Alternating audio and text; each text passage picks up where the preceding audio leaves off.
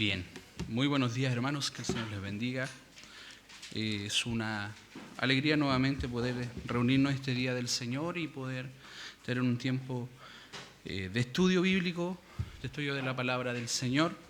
Y como usted logra ver ya en la presentación, es un tema del cual vamos a tratar, muy sensacionalista, que causa de pronto muchas dudas, consultas y expectación también. Así que quiero invitarle para orar al Señor y luego irnos directamente al estudio que vamos a tratar. Oramos. Señor bendito, damos gracias en esta mañana una vez más por el tiempo que nos da de poder reunirnos en esta mañana de día domingo, Señor. Alabamos su nombre porque si no fuera por su gracia y su misericordia, ninguno de nosotros estaríamos delante de su presencia. Le alabamos, Señor, porque usted es Rey soberano, grande, y como afirma su palabra, Señor, y lo creemos, usted viene, Señor, y nosotros hoy día, en este lugar, anhelamos su venida, Señor. Por eso oramos para que usted nos guíe en la enseñanza de esta mañana, guíe nuestros corazones y nuestras mentes a la luz de su palabra. En Jesucristo le rogamos su bendición. Amén. Amén. Bien, mis hermanos, vamos entonces a tratar este tema, que como yo le decía, muchas veces trae esta idea de expectación, de estar asombrado, de estar muy pendiente de lo que va ocurriendo a nuestro alrededor, porque de eso depende cierto concepto de la escatología llamado el rapto. Y bueno, ahí hay un título, obviamente voy a afirmar lo primero. El concepto está entre comillas, porque en realidad lo que vamos a descubrir esta mañana es si realmente existe o no un rapto secreto. Eso es lo primero que vamos a afirmar. Está entre comillas, porque a lo largo de nuestro estudio vamos a descubrir realmente el entendimiento que existe sobre este punto. Hoy le voy a pedir que tenga su Biblia bien a mano, vamos a estar viendo algunos pasajes y en lo posible que podamos, a la luz de todo lo que vamos a ver, concluir lo que la Biblia enseña y no lo que a veces nuestra fascinación o incluso afirmar lo que afirma la mayoría realmente sea lo que el Señor ha dicho por su palabra. Bien. Como objetivo de mi presentación en esta mañana, me propongo para compartir con ustedes los fundamentos hermenéuticos y bíblicos de la posición pretribulacionista. Y ya el hermano Luis se puso complicado, porque definitivamente está usando conceptos medios extraños, pero que corresponden a ciertas clasificaciones, que corresponden a cierto entendimiento a nivel teológico, y que sea probablemente que usted haya o no estudiado alguna escatología en su vida de iglesia anterior, existe la probabilidad que muchos de nosotros hayamos sido pretribulacionistas en la práctica, pero probablemente no en un entender acabado de dicha posición. Entonces yo voy a exponer los fundamentos hermenéuticos y bíblicos de esta posición. También voy a presentar de manera similar y con el mismo rigor la postura postribulacionalista o también reformada e histórica del arrebatamiento de la iglesia, y ahí ya hay una idea distinta. Al relacionar el concepto con el pretribulacionismo aparece el concepto de rapto. Pero cuando relacionamos este mismo evento con la posición reformada, hablamos de arrebatamiento. Entonces ahí vamos a ver de qué manera lo podemos entender. Sin duda es un tema de lenguaje, pero hay sutiles elementos que son importantes considerar. Y por último vamos a comparar ambas y vamos a tratar de afirmar lo que nos enseña la Biblia, la palabra del Señor. Esta parte puede ser bastante difícil, y sobre todo porque es muy histórica. Voy a dedicar un par de minutos a desarrollar la posición pretribulacionista desde una perspectiva histórica, y luego de eso vamos a ver el desarrollo hermenéutico y bíblico de esta posición. Bien, quiero ayudarles a pensar desde lo más general. ¿Qué es esto del rapto secreto o qué es esto del arrebatamiento? Y la pregunta que puede surgir es, bueno, ¿este evento ocurre antes o después de la tribulación? Y aquí abajito, no se logra ver, pero hay una especie de línea de tiempo y se ha marcado un momento inicial y entre medio la tribulación. Porque desde esta perspectiva existe lo siguiente.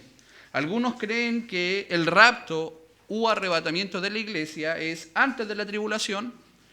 Algunos creen que el rapto es a la mitad de la tribulación y otro grupo cree que es al final de la tribulación. Como mi punto es explicar, no le voy a preguntar a usted que me responda ahora mismo, porque yo le voy a exponer el texto, le voy a poner la idea principales de estas posiciones para que luego podamos concluir. Entonces, ya le voy diciendo que existen distintas posturas acerca de esto, pero siguen habiendo elementos muy engorrosos, hermano Luis, demasiado. Entonces voy a tratar de sintetizar esto. Cuando nosotros nos referimos a milenio, y estos son conceptos teológicos y escatológicos a la vez, cuando nosotros nos referimos a milenio, podemos encontrar tres posturas y que ya nuestros hermanos anteriormente lo han presentado. Si nosotros creemos en un milenio literal, se considera milenialista, pero particularmente premilenialista, o sea que Cristo viene antes del milenio. La otra postura, que es la postmilenialista, es aquella que afirma que Cristo viene después del milenio. Y está la posición amilenialista, que no hace mucha justicia a su entendimiento, pero dice que no hay milenio. En realidad, nuestros hermanos ya nos han expuesto esto, no se dice, o sea, no se trata de que no haya milenio. Entendemos el milenio como un tiempo indeterminado en el cual Cristo está reinando en los creyentes. Eso ya se ha expuesto. Puede revisar también los estudios anteriores. Pero en cuanto a la tribulación, y también ya se nos ha hablado acerca de la gran tribulación y el entendimiento que nuestra iglesia tiene acerca de la gran tribulación o de la tribulación.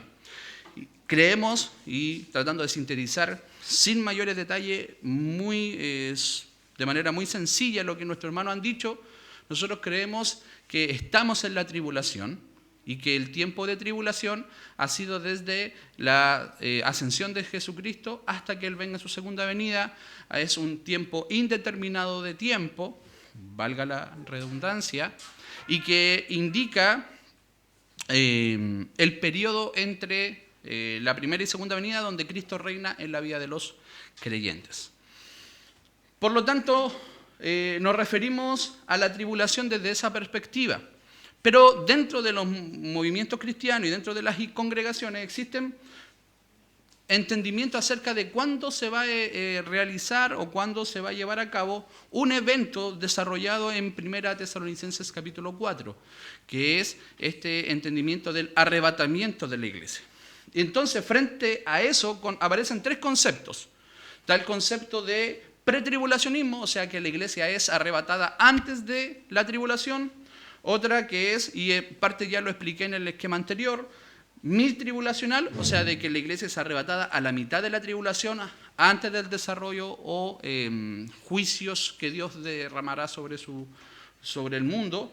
Y el post-tribulación o post-tribulacionismo, que es que la iglesia es arrebatada al final de la tribulación.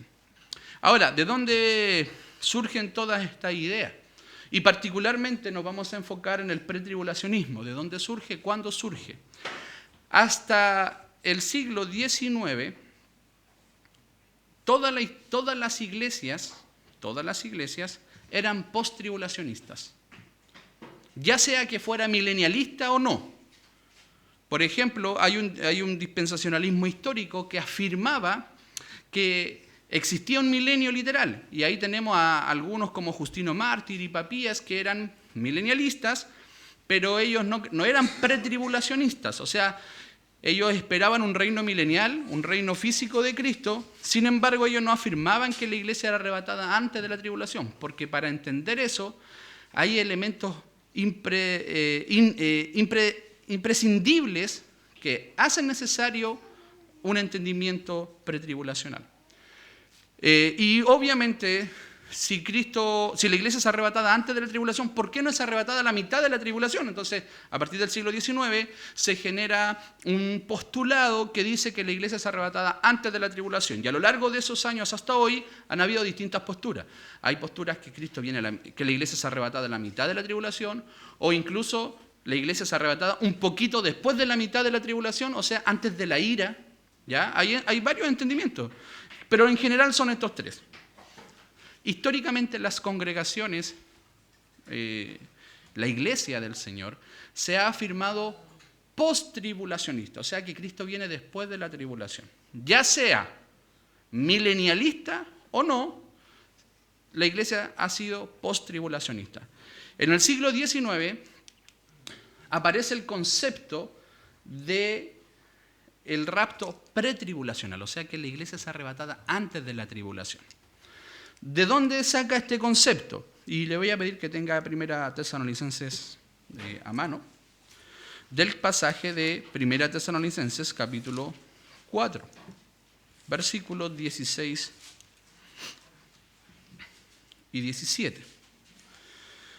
Dice el pasaje, los dos versículos, porque el Señor mismo, con voz de mando, con voz de arcángel y con trompeta de Dios, descenderá del cielo.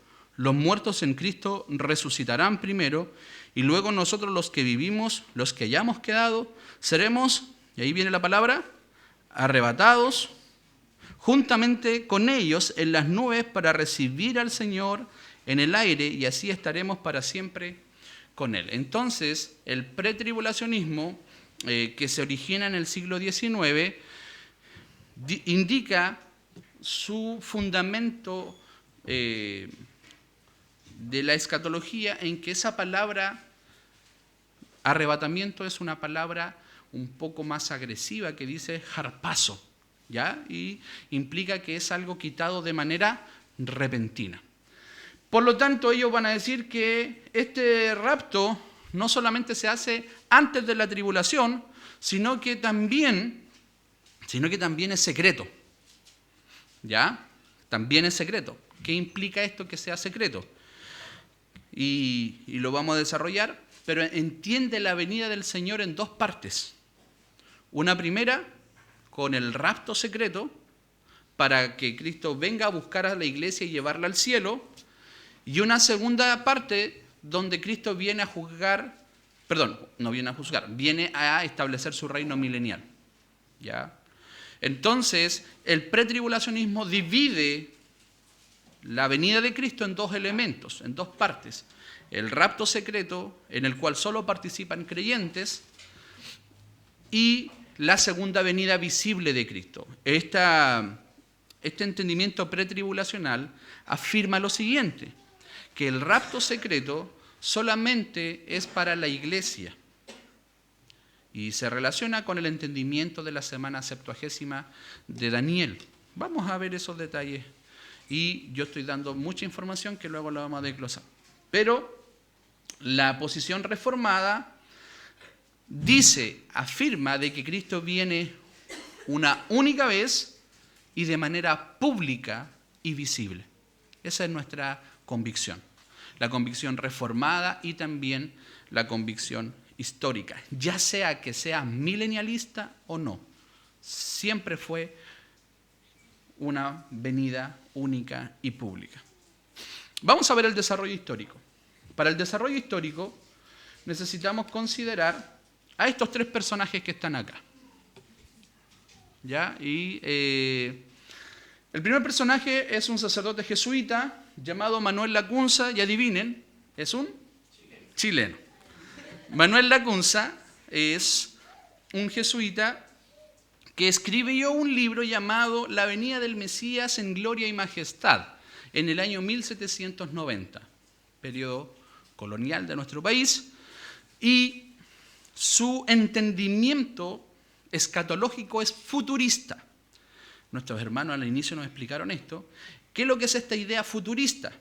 Que los acontecimientos apocalípticos se han de desarrollar en el final de los tiempos. Hay otra posición que es la preterista, que las profecías apocalípticas están cumplidas en el primer periodo al final de la, digámoslo así, de la era apostólica. Y hay otro que es historicista, que implica que todos los elementos, las situaciones profetizadas han ocurrido a lo largo de la historia en distintas maneras y a la vez en distintas intensidades. Bien. Sin embargo, Lacunza escribe este libro desde una perspectiva católica, obviamente, pero pensemos un poquito. Que en el periodo de la Reforma, Contrarreforma, ¿qué es lo que ocurre? La Iglesia reformada afirmaba que el papado era, ¿qué cosa? El anticristo. Por lo tanto, para desmarcarse de ese entendimiento, bueno, Manuel Lacunza dice, en realidad el papado no es el anticristo porque no se ha levantado el anticristo, porque nosotros entendemos futuristamente esto y además de manera literal. ¿Qué pasa con esto?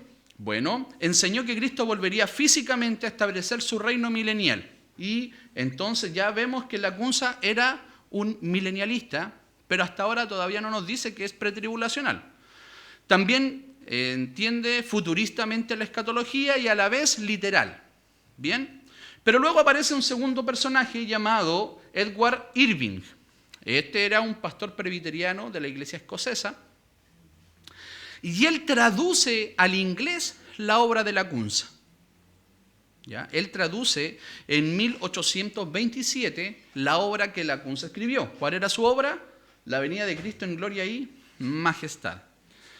Y si nosotros vamos a la historia, Irving y el último de los personajes que está acá, que es John Nelson Darby, tuvieron muchas instancias de interacción. ¿Bien? Se celebraron algunas asambleas o especies de conferencia en Albury, en más o menos entre 1826 y 1830, que eran reuniones entre distintos personajes, distintas personas que estaban fascinadas con el entender los tiempos que venían, su relación con Israel, su relación con el milenio, e Irving, que basa su obra en Lacunza, comienza a plasmar también al pueblo inglés, escocés, su posición respecto al reinado de Cristo. Entonces ellos promovieron una lectura, este grupo de personas que se reunían entre 1826 y 1830, el primer foro, digámoslo así, de manera profética. Irving también tenía ciertas características. Él enfatizaba en los dones espirituales y en estas nuevas revelaciones o experiencias, digámoslo así, carismáticas. Ahí hay algunos indicios también. Todavía el movimiento pentecostal no surgía, pero ya habían algunas prácticas de algunos hombres y creyentes antes del pentecostalismo. Bueno, obviamente la iglesia escocesa termina sacando de sus filas a Irving por este entendimiento, y luego llegan unas conferencias llamadas o especies de reuniones de otro grupo entre 1831 y 1833 que se realizaron en la casa de los, yo no sé mucho inglés, hermano, me van a disculpar, pero los Powerscourt. Era una familia adinerada en cuya mansión se realizaban especies de conferencias, encuentros, donde se discutían distintas posiciones escatológicas, el entendimiento de la Escritura y particularmente su entendimiento literal. En esas reuniones es donde se encuentran Irving y John Nelson Darby. Y John Nelson Darby, él era un pastor escocés, perdón, anglicano,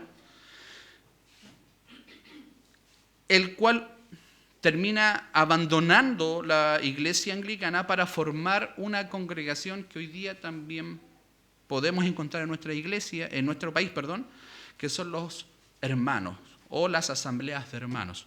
Los hermanos, asambleas de hermanos libres que también se le conocen.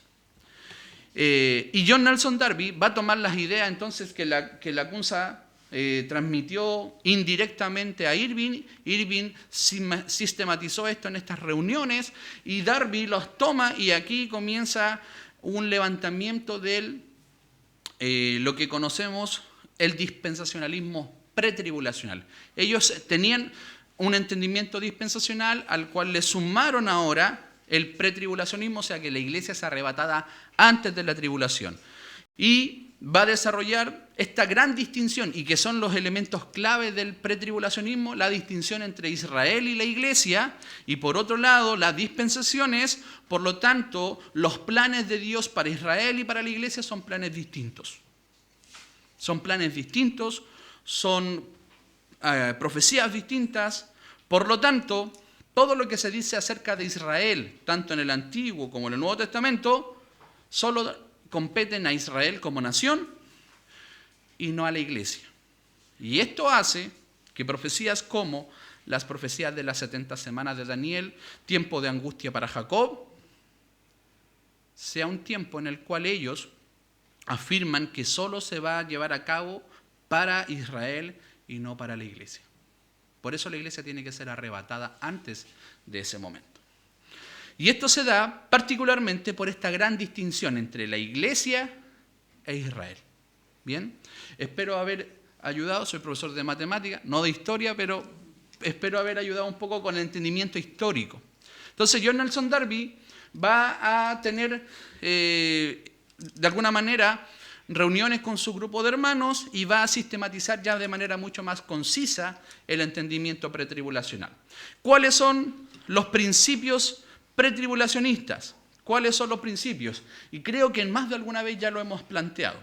Esta interpretación literalista de la Escritura, que no es lo mismo que una interpretación literal. Bien, aunque ellos afirman que es literal y no literalista. En la práctica podemos notar que nuestros hermanos, yo quiero tener mucho temor también de esto, porque muchos hermanos que han bendecido mi vida son pretribulacionistas. Por lo tanto, yo con mucha humildad quiero también hablar sobre ellos. Y ellos tienen un literalismo profético estricto. Por lo tanto, lo que la Escritura dice que debe ser literal, para ellos, en su entender, es literal. Si no dice nada acerca de que puede ser alegórico, siguen entendiéndolo literal. Dentro de esas encontramos, por ejemplo, Apocalipsis 20. Apocalipsis 20 que habla sobre el milenio. Si dice milenio, entonces existe un milenio. Daniel 9. Vamos allá a Daniel 9 para ver qué es lo que entienden nuestros hermanos. Daniel capítulo 9. Vamos a considerar algunos versículos de ahí.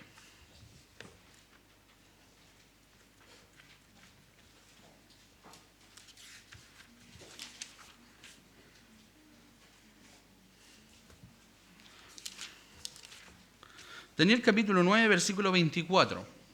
El Señor revela para Daniel en un momento en el cual estaba obviamente afligido por el estado del pueblo. Ellos estaban en el exilio. Entonces, frente a esto, el Señor envía la siguiente revelación. Versículo 24. Dice, 70 semanas están determinadas sobre tu pueblo y sobre tu santa ciudad, para terminar la prevaricación y poner fin al pecado y expiar la iniquidad, para traer la justicia perdurable y sellar la visión y la profecía, y ungir al santo de los santos. Sabe pues y entiende que desde la salida de la orden para restaurar y edificar a Jerusalén hasta el Mesías príncipe, habrá 7 semanas y 72 semanas. Se volverá a edificar la plaza y el muro en tiempos angustiosos, y después de las 72 semanas se quitará la vida al Mesías, mas no por sí. Y el pueblo de un príncipe que ha de venir destruirá la ciudad y el santuario, y su fin será con inundación. Y hasta el fin de la guerra durarán las devastaciones. Y por otra semana confirmará el pacto con muchos, a la mitad de la semana hará cesar el sacrificio y la ofrenda. Después, con la muchedumbre de las abominaciones, vendrá el desolador hasta que venga la consumación y lo que está determinado se derrame sobre el desolador. Entendimiento pretribulacional. Quiero ir bastante rápido y sencillo. Tu pueblo y la santa ciudad, específicamente para el pretribulacional, es Israel y Jerusalén física. ¿Bien? Y habla de 62 semanas, una semana, 7 semanas y después una semana. El entendimiento pretribulacional indica que estas semanas son semanas de años. Por lo tanto, estas 70 semanas son 70 por 7 años, son un total de 490 años.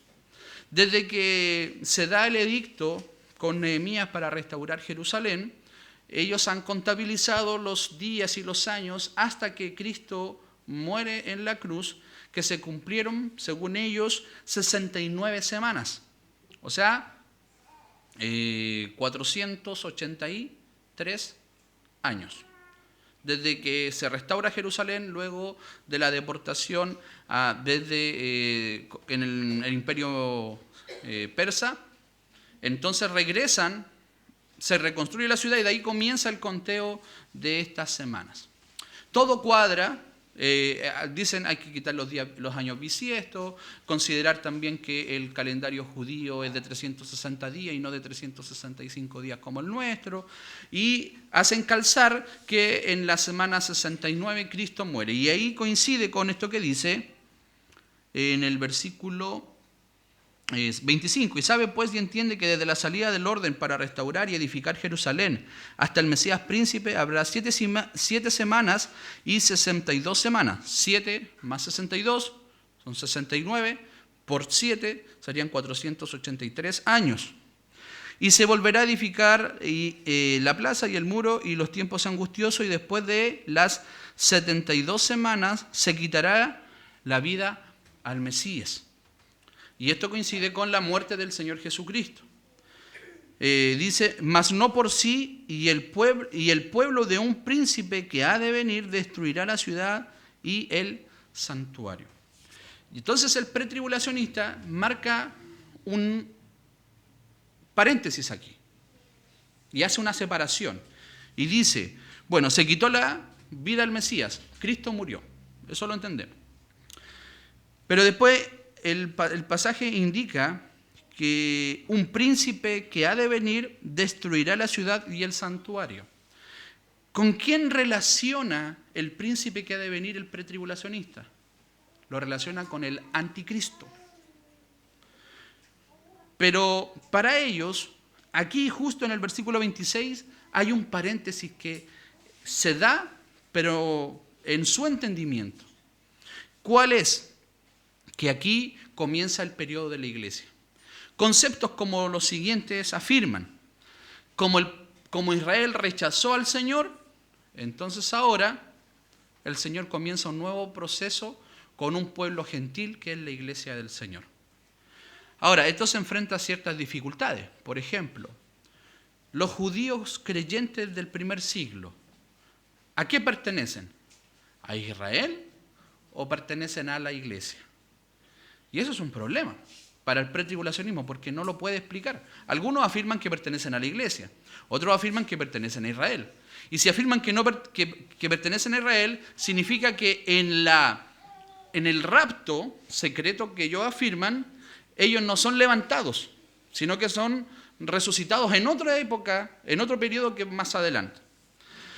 Entonces, se han cumplido 69 semanas, o sea, queda una semana sin cumplirse, y una vez que la iglesia sea arrebatada, y es el entendimiento pretribulacional, comienza nuevamente este proceso de 7 años, que durará 7 años, donde se levantará el anticristo, hará un pacto con Israel legítimo, Israel físico, de tal manera que a la mitad de los 7 años va a invalidar ese pacto y va a terminar con el sacrificio y con el templo. ¿Ya? Y todo esto también lleva a esta idea de que para que esto ocurra tiene que haber un tercer templo, un templo en Jerusalén. Entonces, aquí ellos afirman un paréntesis, y este paréntesis es el que estamos viviendo ahora, que es el de la iglesia. ¿Cuándo se reanuda? Cuando la iglesia es arrebatada. Y ahí comienza nuevamente la última semana. ¿Cuál es el entendimiento sencillo? Sencillo de lo que nosotros comprendemos. Primero, el número 7 en la Escritura no siempre se refiere a siete elementos exactos, digámoslo así, 7 años, por ejemplo, sino que habla de plenitud. Se habla en la Escritura siempre de plenitud. Por lo tanto, cuando hablamos de 7 años, y lo vamos a ver porque, por ejemplo, se dice que Israel estuvo 70 años en el exilio, pero en realidad no fueron 70 años. Pero la profecía dice que sí. ¿Por qué? Se habla de que 70 o se habla de 7 para dar a entender, a la luz de la Escritura, una plenitud de un tiempo determinado. Porque el 7 está relacionado con algo pleno, algo completo. Por lo tanto, la interpretación nuestra es que esta profecía fue cumplida en el año 70 después de Cristo. Porque en el año 70, el príncipe que ha de venir, que profetiza, que es Tito, destruye Jerusalén, destruye el templo, por lo tanto cesa el sacrificio en el templo. Entonces, nosotros no vemos este paréntesis, vemos un cumplimiento de la profecía. Y esos son interpretación literalista, ejemplos de interpretación literalista del pueblo pretribulacional, de los hermanos pretribulacionales. La distinción entre Israel y la iglesia. ¿Qué dice el mismo capítulo, Daniel 9? Dice, 70 semanas están determinadas para tu pueblo y la santa ciudad. Entonces, hace una diferencia. Este tiempo de angustia es solamente para Israel, no es para la iglesia. Y vamos a ver que ellos van a decir que la iglesia tiene que salir antes de estos sufrimientos. Entonces, establecen 2 fases de la venida del Señor. El arrebatamiento o rapto de la iglesia y también la segunda venida visible para reinar. Por lo tanto, la iglesia no sufre la ira de Dios, y aquí tiene cierta dificultad y entendimiento distinto. ¿Qué es la ira del Señor para un pretribulacional y qué es lo que es la ira del Señor o el día de la ira para el resto de la tradición cristiana? Vamos a ver. Tesalonicenses ya vimos, la palabra es harpazo, que indica arrebatar y sugiere un movimiento rápido, un movimiento brusco. Y esta sin duda es la base del entendimiento pretribulacional. La iglesia debe ser librada de un tiempo de tribulación que está determinada para la nación de Israel, tiempo de angustia para Jacob, declarado en Mateo capítulo 24 también, que ya nuestros hermanos han expuesto. Este es el fundamento bíblico principal, pero también hay otros entendimientos. Por ejemplo, textos de apoyo, Apocalipsis capítulo 3, versículo 10. Ellos afirman que cuando el Señor habla a la iglesia en Filadelfia, les dice lo siguiente: Por cuanto has guardado la palabra de mi paciencia, yo también te guardaré de la hora de la prueba que ha de venir sobre el mundo entero. Y esa idea pretribulacional de guardar de la hora de la prueba, ellos la relacionan con este tiempo de angustia para Jacob. Por lo tanto, si tiene que ver con Jacob, el guardar que ellos se plantean de Apocalipsis 3:10 para la iglesia en Filadelfia no es protección, sino es sacar para que ellos no la experimenten. ¿Me explico? ¿Sí? Sin embargo, nosotros afirmamos que el pasaje nos muestra que los creyentes sí vivimos tribulaciones y sí vamos a experimentar las tribulaciones. ¿Cuál es la diferencia? Es que vamos a ser cuidados, protegidos por el Señor en tiempo de la angustia. Pero no se nos promete no tener tribulación.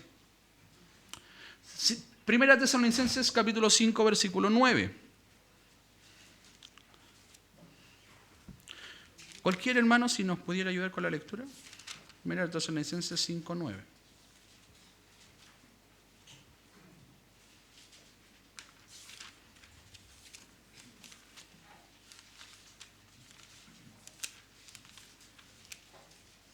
Porque no nos ha puesto Dios para ira, sino para alcanzar salvación por medio de nuestro Señor Jesucristo. Perfecto. Entonces, ellos afirman que como el Señor no nos ha puesto para ira, sino para salvación, nosotros no podemos experimentar el juicio que ha de venir sobre el mundo entero, que es este tiempo de tribulación. Pero aquí es donde se produce la gran diferencia con ellos. Es que ellos entienden como periodo de ira o tiempo de ira como la gran tribulación. Pero en la Escritura, el tiempo de ira se relaciona con el juicio final. Con el juicio final.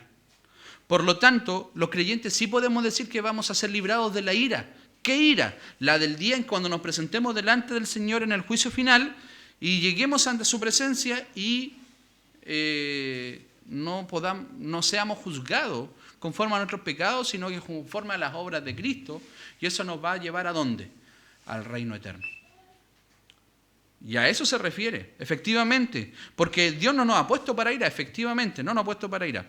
Pero el pretribulacionista afirma que la ira se va a derramar en este periodo de tribulación. Y si bien son juicios divinos, nosotros decimos que la ira del Señor se derramará en el juicio final. ¿Ya? Por lo tanto, ahí hay otro pasaje. Segunda Tesalonicenses capítulo 2, versículos 6 y 7. También me ayudan, por favor.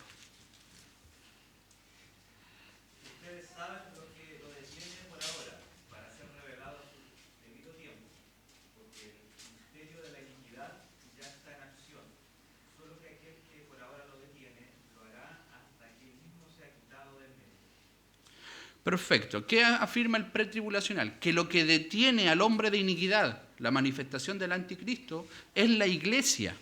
O incluso entre ellos mismos otros dicen que es el Espíritu Santo. Por lo tanto afirman que cuando la iglesia sea arrebatada, se va a manifestar el hombre de pecado. O que la iglesia es arrebatada y junto con ello también el Espíritu Santo. Por lo tanto, si es quitado aquello que detiene al hombre de pecado, que detiene al hombre inicuo, entonces ahora se va a manifestar. El punto es que no es claro el pasaje para decirnos qué es lo que lo detiene. No es claro el pasaje. Y es muy difícil relacionarlo con que la iglesia es lo que lo detiene. No se puede afirmar. En realidad no es explícito en decir que quien detiene al anticristo sea la iglesia o el Espíritu Santo. Y por otro lado se produce otro problema. Si afirman que es el Espíritu Santo, entonces ¿qué va a pasar en el tiempo de tribulación? ¿Va a haber o no va a haber salvación? Y según la profecía, en el tiempo de tribulación van a haber judíos o el pueblo de Israel, va a haber una conversión de ellos. Por lo tanto, ¿cómo podría haber conversión sin la obra del Espíritu Santo? Eso también es un problema para el pretribulacionista. Así que tiene otros textos de apoyo. ¿Qué otras cosas considera? Otros argumentos. Por ejemplo, si pensamos en Apocalipsis cuyo entendimiento para ellos es cronológico, cuando llegamos al capítulo 4 y del capítulo 4 en adelante ya no aparece la palabra iglesia. Por lo tanto, ¿qué afirman? Bueno, como no aparece los juicios y la tribulación, por lo tanto, como no aparece la palabra iglesia, este sería otro argumento para decir que la iglesia no pasa por la tribulación y tiene que ser arrebatada antes. El cumplimiento de la semana 70 tiene que ver con Israel y no con la iglesia, que es lo que ya hemos planteado. Y otras cosas como por ejemplo en Lucas 21:36, que habla sobre los juicios que han de venir y nosotros podremos escapar de estas cosas que han de venir. ¿Ya? Son entendimientos. ¿Qué es lo que ve el pretribulacionista? Que el creyente debe vivir con expectativas de que la venida del Señor es inminente, o sea que puede ocurrir en cualquier momento. Y que tiene que ver con un plan para la iglesia distinto al plan que Dios tiene con Israel. Sintetizando esto, ¿qué podemos decir? Tiene dificultades. ¿En qué aspecto? En que es reciente, originada en el siglo XIX, hay poca evidencia y casi nada de evidencia que plantee un rapto secreto. Todo lo contrario que lo vamos a ver ahora. Y obviamente este doble esquema que fragmenta la escatología, o sea, un plan para la iglesia y un plan para Israel. Una venida en dos partes, donde la iglesia es arrebatada y llevada al cielo y luego desciende con Cristo en su segunda venida. Y más o menos el plano se vería de esa manera. Tiempo de la iglesia es arrebatada, se encuentra con Cristo, pero nuevamente van al cielo para poder experimentar o llevarse a cabo ¿qué cosa? El tribunal de Cristo y las bodas del Cordero. Otros temas a los cuales no me voy a meter ahora mismo, porque ya sería demasiada información. Entonces, estas son las grandes dificultades del dispensacionalismo. Las grandes dificultades, y ese es su esquema. ¿Sí? Hermano, yo sé que está difícil esto, pero cuénteme si tiene dudas, para ver cómo le ayudo. Yo le digo esto a mis estudiantes. Si no avanzamos con nuestra posición, que es la posición post-tribulacional. Vamos, nuestro esquema es mucho más sencillo. Quiero plantearle lo que decía Spurgeon. Se origina en el siglo XIX con Spurgeon. Él decía lo siguiente del pretribulacionismo. Incluso hemos escuchado afirmar que aquellos que vivieron antes de la venida de Cristo no pertenecen a la iglesia de Dios. Nunca sabremos qué es lo que tendremos que oír a continuación. O sea, muy irónico. Y tal vez es una bendición que esos disparates sean revelados de uno en uno para que podamos soportar su estupidez sin morir de asombro. No sé, se atrevía mucho Spurgeon. Así que, claro, surgiendo en el siglo XIX, su opinión en cuanto a estos temas se hacía evidente. Bien, fundamento reformado. Vamos a avanzar esto más sencillo. Primero, la unidad de la iglesia. ¿Qué nos dice la Escritura? Efesios capítulo 3, versículo 9, de que el 19 el Señor derribó la pared intermedia y de ambos pueblos hizo uno. Eso nosotros ya lo hemos afirmado, incluso cuando pasamos por teología de pacto ya lo dijimos. Por otro lado, un enfoque cristocéntrico. Todo se cumple en Cristo. Vemos entonces que las profecías que anunciaban al Mesías se cumplieron en Cristo y tienen su enfoque en Él. Por lo tanto, nuestro enfoque siempre debe ser cristocéntrico para la interpretación bíblica. Por otro lado, afirmamos también que el reino de Cristo ha sido inaugurado, que no hay un reino milenial, que Cristo ya inauguró su reino en los creyentes en el momento en el cual Él declara su victoria sobre la muerte y que su reino será consumado en su segunda venida, ese reino eterno. Y por otro lado, afirmamos una sola venida de manera visible y de manera gloriosa. Por lo tanto, nuestra interpretación es contextual, literal del texto, pero también histórica y teológica. Ahora, veamos el pasaje de Tesalonicenses, porque volvamos a Tesalonicenses capítulo 4, versículos 16 y 17.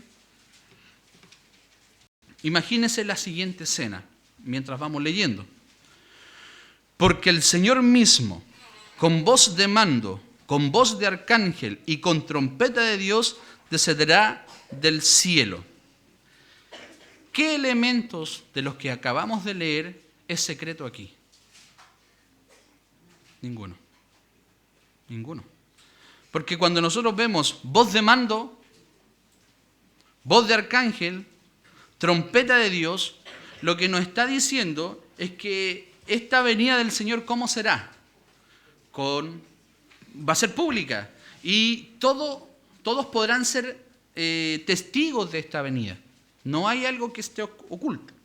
Dice, y los muertos en Cristo resucitarán primero y luego nosotros los que hayamos quedado seremos arrebatados juntamente con ellos. Y aquí es donde el pretribulacionista se queda pegado, porque dice, seremos arrebatados y nos quedamos con ellos. Pero se olvida de lo que continúa. ¿Qué dice? Que seremos arrebatados juntamente con ellos en las nubes. ¿Para qué? Para recibir al Señor en el aire. Y aquí es donde está nuestra distinción. La distinción es la siguiente. El rapto o arrebatamiento que nosotros afirmamos, en la cual ya hemos dicho que la tribulación es un periodo indeterminado de tiempo desde la primera venida hasta la segunda venida de Cristo. Segundo, no hay un reino milenial. Tercero, no hay distinción entre Israel y la iglesia. Por lo tanto, la iglesia es arrebatada en la segunda venida. Es un tiempo simultáneo. Cristo viene regresando y la iglesia es arrebatada para recibir al Señor en el aire. Y cuando habla de la expresión recibir, no es recibir para subir, sino que es recibir para volver.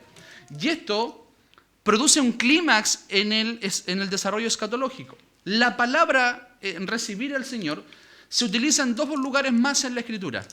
Se utiliza en la parábola de las vírgenes. Dice que las mujeres vírgenes fueron a encontrarse con el esposo y luego regresaron con él a las bodas. Y ahí está la palabra recibir.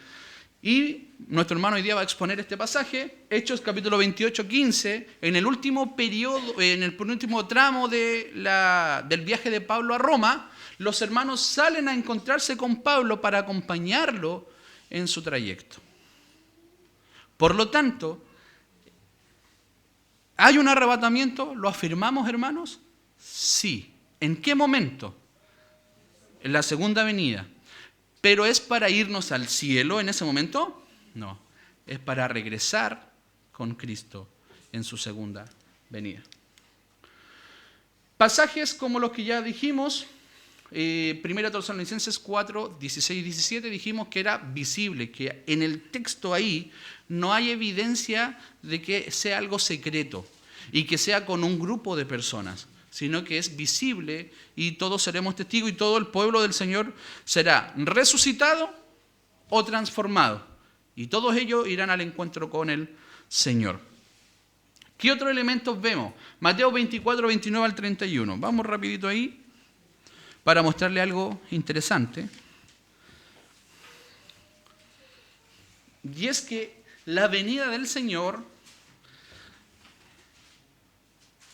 en la Escritura es mostrada siempre después de la tribulación. Capítulo Mateo 24, versículos 29 al 31. Dice, e inmediatamente después de la tribulación de aquellos días, el sol se oscurecerá y la luna no la luna no dará su resplandor, y las estrellas caerán del cielo, y las potencias de los cielos serán conmovidas. Entonces aparecerá la señal del Hijo del Hombre en los cielos, y entonces lamentarán todas las tribus de la tierra y verán al Hijo del Hombre viniendo sobre las nubes del cielo con poder y gran gloria. Y enviará a sus ángeles con gran voz de trompeta y juntará a sus escogidos a los cuatro vientos desde los extremos del cielo hasta el otro. ¿Qué nos dice el versículo 25? Inmediatamente después de la tribulación, ¿qué hará? Vendrá el Señor. Y el versículo 31 dice que reunirá a sus escogidos. ¿Qué otro concepto dice? Con gran trompeta. La misma ilustración, los mismos elementos que Pablo expresa a los hermanos en Tesalónica. Trompeta de Dios, voz de mando, para levantar a los creyentes muertos o transformar a los creyentes vivos en el momento de la segunda venida del Señor. Entonces se ve la tribulación como algo que precede a la segunda venida de Cristo. También en Tesalonicenses capítulo 1, segunda a los Tesalonicenses 1,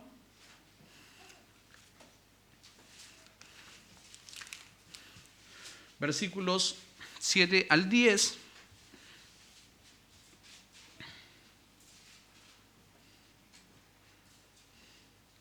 y a vosotros que sois atribulados, daros reposo con nosotros, cuando se manifieste el Señor Jesús desde el cielo con los ángeles de su poder en llama de fuego, para dar retribución a los que no conocieron a Dios ni obedecen al evangelio de nuestro Señor Jesucristo, los cuales sufrirán pena de eterna perdición, excluidos de la presencia del Señor y de la gloria de su poder, cuando venga en aquel día para ser glorificado con sus santos y ser admirado en todos los que creyeron, por cuanto nuestro testimonio ha sido creído entre vosotros.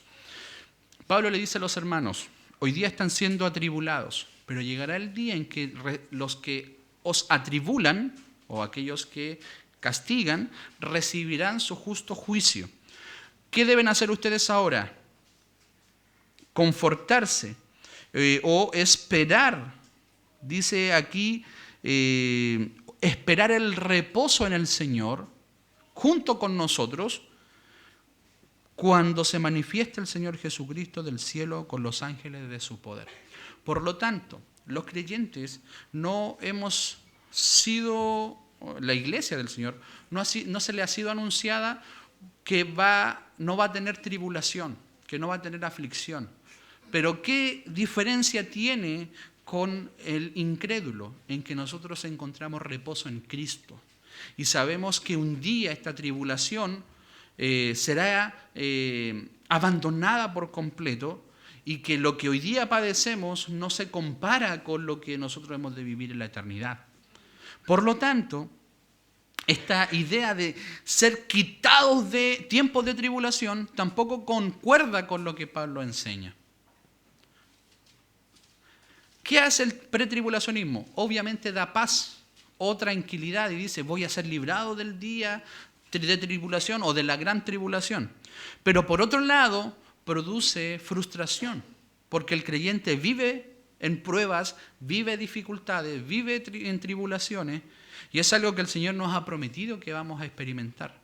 Pero si yo soy un pretribulacionista y estoy viviendo y estoy sufriendo en este tiempo por causa del Evangelio, por causa del Señor, ¿qué produce en mi interior? Frustración. ¿Por qué? Porque ¿cómo yo soy de la iglesia, no voy a estar viviendo tribulación? Me explico a dónde voy, ¿no?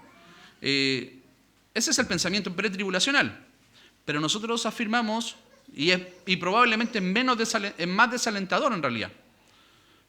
Vamos a vivir tribulación, hermano, pero nuestro descanso, nuestro reposo está en el Señor. Y eso es mucho más fuerte, lo que nos debería vivir expectante de la venida del Señor. Hechos capítulo 1, versículo 11, así como le visteis ir, regresará. ¿Cómo le vieron? Entre las nubes. De la misma manera Él regresará. Por lo tanto, nuestra perspectiva es, Cristo viene una única vez o una única segunda vez para resucitar, juzgar y reinar eternamente. También el rapto, o podría haber cambiado la palabra ahí, arrebatamiento, es un elemento de la etapa final de la era de la iglesia y no es un evento intermedio y no existe este paréntesis que nuestros hermanos dispensacionales implican. Mantiene la esperanza de la comunión eterna con el Señor, pero de una manera completa, teológica y sin fragmentar la historia ni tampoco fragmentar la profecía. Así queda entonces nuestro esquema y es lo que nosotros afirmamos. No hay evidencia bíblica para una venida oculta o un rapto secreto. Es una tradición histórica. Todas las iglesias lo afirmaron hasta el siglo XIX. Sea milenialista o no, creía de esta manera. Y el pretribulacionismo se desarrolla dentro del dispensacionalismo moderno. Nuestro esquema es la era de la iglesia, el milenio, desde que Cristo ascendió hasta su segunda venida. Ese periodo también es llamado periodo de tribulaciones y en distintos momentos se ha manifestado para el mundo y también para la iglesia. Y en ese momento en el cual Cristo está viniendo, la iglesia sale a su encuentro para regresar con Él y vivir eternamente por Él. Entonces las grandes diferencias ya las vemos ahí, una venida en dos partes, una única venida, un retiro anticipado de la iglesia, en realidad una manifestación pública y que la iglesia no sale porque sale antes de tribulaciones porque es parte de su de experimentar los sufrimientos de Cristo y la iglesia no experimentará la ira, por eso tiene que salir antes. En cambio nosotros creemos que la ira de Dios no se refiere a las tribulaciones, sino que se refiere al juicio final. La iglesia es librada del juicio final, no experimenta el juicio final. Hasta aquí, mis hermanos. Si pudiesen comentar, dudas, consultas, sino para llegar a la conclusión. ¿A qué me invita este entendimiento? Creo que este entendimiento es correcto, hermanos, pero sin duda me llama a mantener una humildad. Reconocer que el entendimiento escatológico suele ser difícil muchas veces, pero con nuestros principios podemos ver que es explícito y que en realidad no es tan complejo. No es tan complejo en esta fragmentación, pero siempre debemos buscar manifestar humildad en cuanto a esto. Por otro lado, abracemos la prioridad de la Escritura. La Escritura nos muestra claramente que el entendimiento pretribulacional está equivocado y que además es moderno. Ya hemos dicho que el pretribulacionismo conduce a una frustración práctica, porque vive esperando no sufrir, pero sufre. Entonces eso produce frustración. Y por último, énfasis en lo esencial.